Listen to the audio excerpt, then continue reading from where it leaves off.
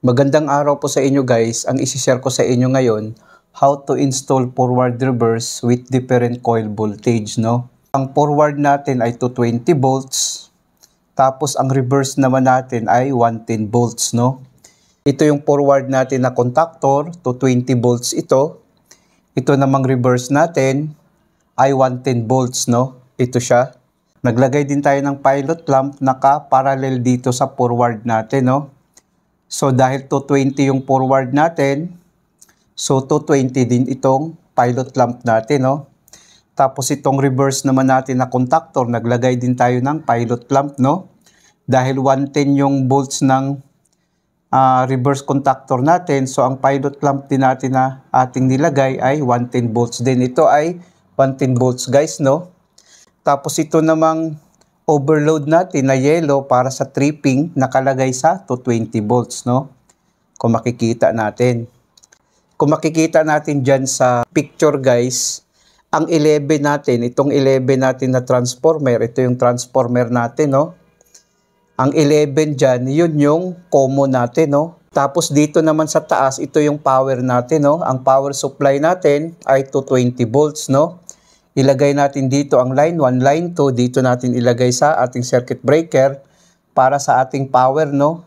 Sa 220 volts. Ngayon, dahil step down siya, mayroon din siyang 220 volts dito. Dahil dalawa yung contactor natin, 220 volts at saka 110 volts, no? Ibig sabihin, ang 0 volts niya, ang 11 niya, ang 11 to 16. So, 11 to 60, no? 11 to 16. So, to 20 volts siya, no? To 20 volts. Tapos, 11 to 16 to 20 volts. 11 to 15 is 110 volts, no? Para sa 110 natin. Kung makikita natin yung connection, guys, ay ganun lang ang pag-connect, no?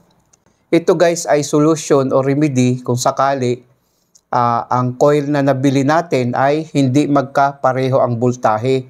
So, bali ito ang setup na inyong gagawin, guys. Gumamit tayo ng transformer na mayroon siyang 110 volts at saka mayroon din siyang 220 volts, no?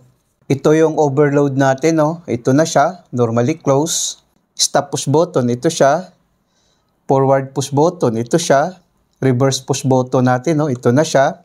Ito naman yung ano natin, no? Yung yellow natin para sa trip, ito na siya.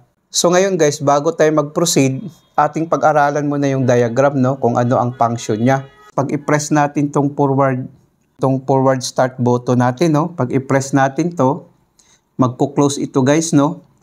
Kung mayroon ng power ito guys, kung lagyan natin to ng power supply, ang line 1 at saka line 2, magkakaroon din dito ng power sa baba, no? So ngayon, pag i-press natin to, magko-close siya, no? Ang kuryente ngayon dadaloy dito, no? Gumana ngayon ang forward contactor natin, no? Paggana ng forward contactor natin, guys, i-close to ng forward natin, no?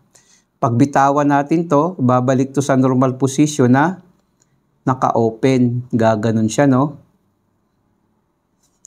So ngayon, ang kuryente ngayon dadaloy dito, no? Dahil gumana ang forward natin, ito yung interlocking ng forward natin, no? Reverse at saka forward. So mag-o-open ito guys para sa interlocking niya, no? So ngayon ang kuryente ngayon dadaloy dito, gumana ang forward. Iilaw din itong pilot lamp natin na green, ito siya, no? Sa forward natin. Ito kasi yung sa forward natin. Ngayon guys, kung pindutin naman natin tong reverse push button natin, ito siya. Pag mag-close to dito, ang kuryente hanggang dito lang, no? Dahil gumana ang forward natin. Ngayon, pagpatay natin to guys, mag-open ang contact nito. Gaganon siya, no? Ang kuryente ngayon hanggang dito na lang, no? So ngayon, mamamatay itong forward natin. Pagpatay ng forward natin guys, mag-open ito. Magko-close naman ito guys, no? Gaganon siya, no? Ngayon, pag bitawan natin to guys, babalik to sa normal position na naka-close. Kung makikita kasi natin guys, no? Pag bitawan natin, magko-close siya, no? Magko-close siya ngayon, no? Ngayon, pag i-press naman natin tong sa reverse push button, ito siya. Magko-close naman ito guys, no? Gaganon siya. Gaganon siya, no? Ang kuryente ngayon dadaloy dito, no? Gumana ngayon itong reverse natin, no? Paggana ng reverse natin, guys, i-close to ng reverse natin, no? Pagbitawan natin to, guys, babalik to sa normal position na naka-open. Gaganon siya, no? So ngayon, ang kuryente ngayon dadaloy dito, no? Still pa rin gumana ang reverse natin. Dahil gumana yung reverse natin, mag-o-open naman to sa reverse natin, no? Gumana ang reverse natin, guys, gagana din ang pilot lamp natin na 110, no? 110 kasi ito. Kung makikita natin, no, nakakabit siya sa number 15. Number 15, no? 11 to 15, 11 to 15. 11 to 16 kasi ay to 20 volts, no?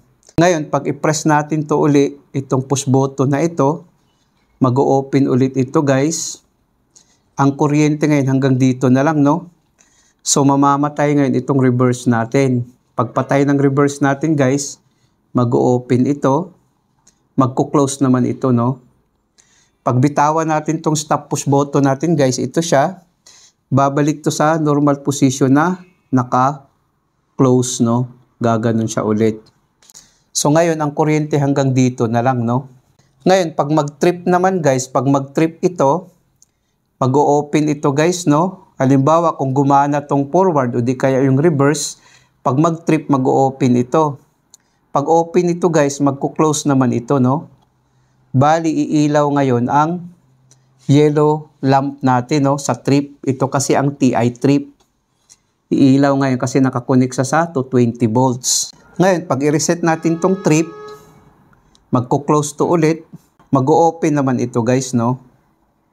Mamamatay ngayon ang yellow lamp natin. Ang wiring nito, guys, ito na yung diagram na ating sinundan. Try natin. Pag i-press natin to, guys, gagana ang forward at saka yung pilot lamp natin na forward, no? Try natin. Ayan, gumana ang forward. Gumana din ngayon ang pilot lamp natin, no? Indication ito na gumana ang forward. Tapos may interlocking din siya, no? Dahil gumana ang forward. Pag pindutin natin tong reverse, hindi gagana ang reverse, no? Dahil gumana ang forward, nag-open ito, guys, no? Hindi siya gagana. Maliban na lang kung ating patayin, no? Pag patayin natin to, mamamatay ang forward, saka gagana ang reverse natin. I-try natin, no? Ayan, gumana ang reverse natin. Gumana din ang pilot lamp natin na 110 volts sa reverse. Ito na siya, no? Gumana siya, no? Tapos ngayon, pag pindutin naman natin tong forward, hindi gagana ang forward, no? Dahil may interlocking silang dalawa, nag-open kasi ang contact nito, no? Hindi gagana, maliban na lang kung ating patayin, no? Pag patayin natin, mamamatay, saka gagana ang forward, no? Ayan, gumana ang forward ngayon. Pag i-trip naman natin to, i-trip natin tong overload natin, no? Mag-open ang contact nito, mamamatay itong forward at saka yung pilot lamp natin, no? Tapos gagana ngayon ang trip lamp natin, no? Yung yellow. Ito siya, i-trip natin. Ayan, nag-trip siya, guys. Gumana ang yellow lamp natin, no? Kasi magko-close ito. Ito naman mag-o-open, no? Namamatay ngayon ang forward natin, no? Pag i-reset natin, mamamatay, no? Ngayon, i-try naman natin tong reverse, no?